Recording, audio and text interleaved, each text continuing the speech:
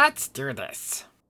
Hi everyone, and welcome to Jimmy Draws Art. I'm Jimmy Dragon. Well, I come at you once again, and I have a new drawing that I want to show off. So this drawing is the drawing I talked about a couple of videos back. This is the drawing that I wanted to do that I felt would be a difficult piece of artwork for me to do. You know, it was. This drawing was pretty time consuming here. So this drawing I am calling Falling. I figured that this drawing is a woman trying to save another woman, and they are falling to their death. Honestly, it was a drawing I wanted to do for a long time. There is some back history with this drawing. A long time ago, I'd say during last summer, I came across this photo that was posted on DeviantArt by Adorka Stock. Their link in the description below, so I came across this image and was inspired. I went to my secret weapon website called Magic Poser. Link also in description. It was here that I recreated the image on this website in 3D, so I could draw it at a different angle. I also was inspired to do another character saving her, so I created this image here. I was really inspired to do this drawing, but I wanted to do it where I could give it my full attention and dedication. Figured this week was the week to do just that. So I started off doing this image by creating this blue grid that you see on the screen. I wanted to get it placed just right from the reference, so I did the same to my reference. I felt that this worked out pretty well, I think. This next part of my drawing that I'm working on, I happen to be refining my pencils or my construction part of the drawing. That first part I might call doing the figure drawing, and this part is refining the figure drawings to make a more final sketch for the inks. Well, I did that pretty well, I think, and it was pretty much on to the next part of the drawing. You might think that it was the line art, but for some reason, I decided to work on the background. I was working on the perspective of the drawing. After that, I worked on the windows of the drawing. I felt that for some reason I had to get this look down before I decided to move on with the drawing. Okay, now it's on to the line art of my drawing. I started off in the normal way of doing the line art. However, I felt that I needed to do other things to help me along in my coloring process that I do. I decided to give each of the characters a white background. This helps me to see what needs to be colored. I will be changing this color in the future, as you will see. Just for right now, it's white. I did this to both of the characters, of course, so it helps me. Anyway, I hope you like how I am doing the line art. I am doing it a little differently. Anyway, the line art for me is fun and I enjoy it. I hope that you are too. A night sky. Yeah, I decided that this scene is going to take place during the night, so I am making a midnight sky. The secret in doing, I think, an attractive night sky is not to use black. I happen to be using a very midnight dark blue to a lighter darker blue, like an indigo blue. Basically, I did a radial gradient from my perspective point and out to the edge of the drawing to get the effect you happen to see on screen. I started on the clouds too, and I think I did a nice job on the clouds. How I did them, I used a basic round brush and I used the smudge tool to get them to take shape. A little blurring and it was looking nice.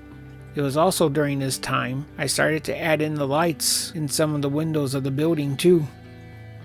This next part I didn't know how to do. I wanted to put a blur on the building. I wanted to get a blurring perspective when you look up. The out of focus areas get more extreme as you look up. I did figure out how to do this by selecting each of the windows and softening the selection, or as it's actually called, feathering. I put a blur effect on the area of the building.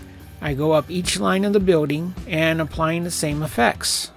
I also blurred the background sky even more to match this effect, but I didn't do it too much or I would lose a lot of the detail of the sky that I did. Don't want to do that. Okay, so on to the shading of the drawing. At least the shading of the characters. I figure I was done with the background, so let's move on to the characters. I would say again that this is the more time-consuming portion of doing the drawing, but at least the drawing is starting to take shape now. I like adding in the shading and giving the characters more definition. Well, this one is a bit more challenging for me. It is a night scene that I happen to be doing, so all the shading is a bit more extreme here. I have to go darker in areas where I normally don't add in shading. It was a new learning experience. I kept referring to my reference where the light source was hitting my models that I was using. Overall, I think I did a pretty good job on this part. Now it's on to the highlights and the lighting. And yes, this is also the part where I changed the color of the underlayer to better see the highlights. Yes, I do this to see the highlights I am placing down on the image. I usually use green when I do this, but this time I decided to use orange. For some reason I was having an issue when I was placing down this color on the image. I kept getting an overspill of the color outside the lines. I didn't want that, so I had to go back and clean that up. I do know why that was happening, and I corrected this mistake by adding a layer effect of a color overlay. This helped out later too. And of course, this being a night scene, I couldn't go nuts on the highlights, but I did have fun doing them. It was a fun challenge. Okay, I think we are getting to the end of this drawing and getting to the review.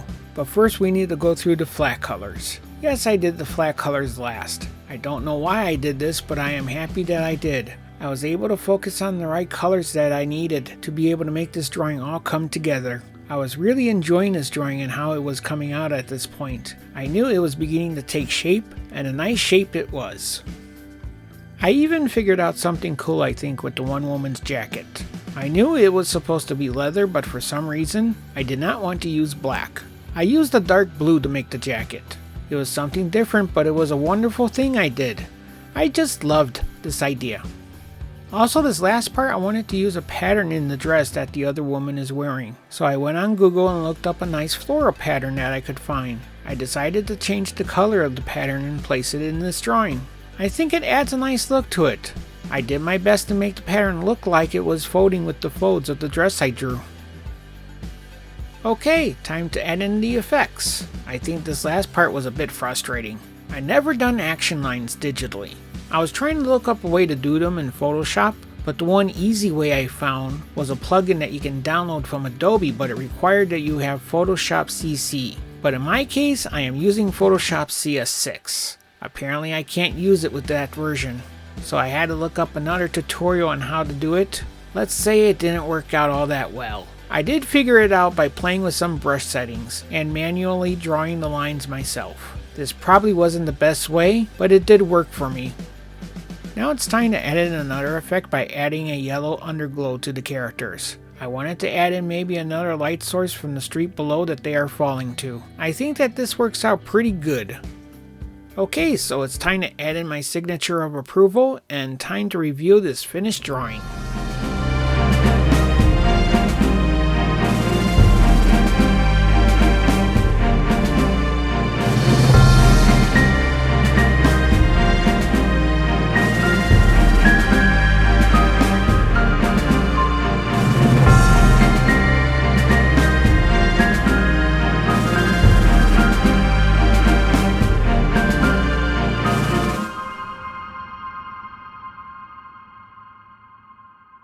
Well, I hope that you like this drawing that I called Falling. If you do like this drawing, give this video a like. And if you want more content like this from me in the future, please subscribe to the channel.